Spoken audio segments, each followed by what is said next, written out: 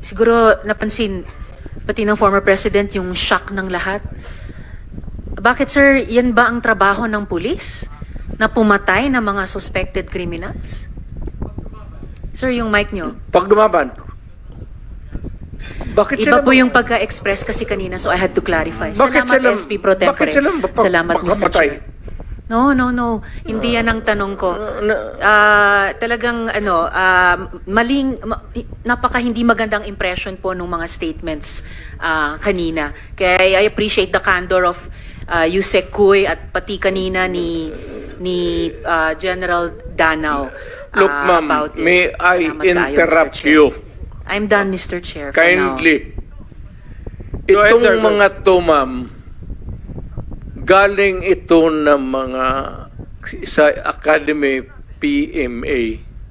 Hindi ito mga bubo. Hindi rin ito papayag na utusan mo ng illegal. Doon nga sa Academy nila, sa PMA, they are from there to, yung ano talaga yung batas. Kaya pag inutusan mo yan, sabihin mo, patayin mo, sabihin, sir, mukhang hindi pwede yan, sir. I tried. Ako mismo, I tried. Ako, marami ako, patay mo, sir. Kulong mo na lang natin, sir. Sabi ko siya, siguraduhin mo lang na hindi ma-release. Kasi gagawa ng kalukuhan yan uli. And they will mag-hold up na naman yan.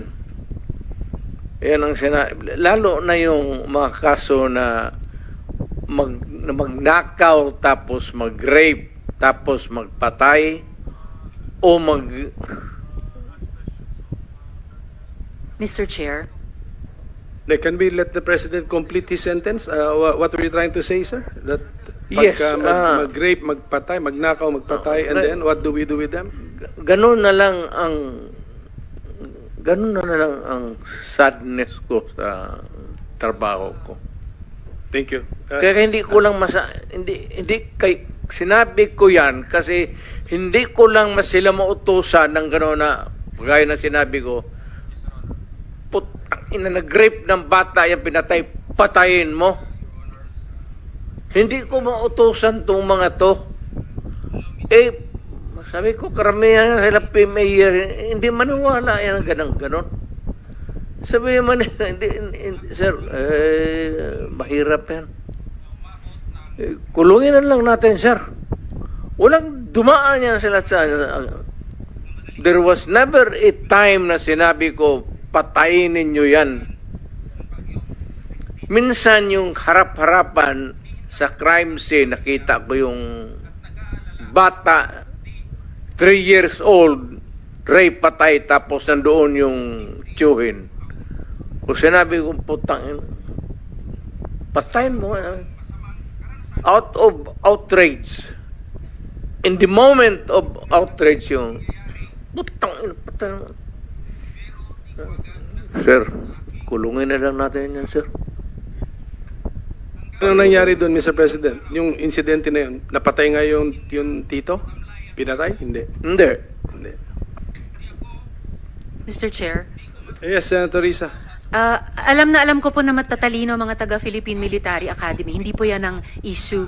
Ang kinaklarify ko po ay kanina sinabi nyo na in-encourage nyo ang PNP na i-encourage yung suspect na lumaban. Yes. Para mapatay, para Yes. masabing nanlaban. Correct. Correct. Para Ito sa very ma-minimize. incorrect. Correct, yes. Very incorrect po, if I may Yes, say as a it's not civilian, a- sa professional police. It Salamat depends kayo, on, Mr. Chair. ano na natin yan, ma'am. That's your view, that. It's not my view only, Mr. Chair. Thank you for putting it on the record. Pagka-mayor, pagka-prosecutor. Ako, alam ko, dumaan ako, prosecutor, mayor, presidente, alam ko ang trabaho ko. Yes, Yan salamat ang totoo kayo, Mr. dyan. Chair. Hindi ka nagdala ng syudad eh. You never Totoo had po, a Mr. chance Chair. to solve the problem of a community. Thank you, Mr. President. Thank you for Senator putting it on record, Hindi tayo Mr. Chair. magkaintindihan dyan.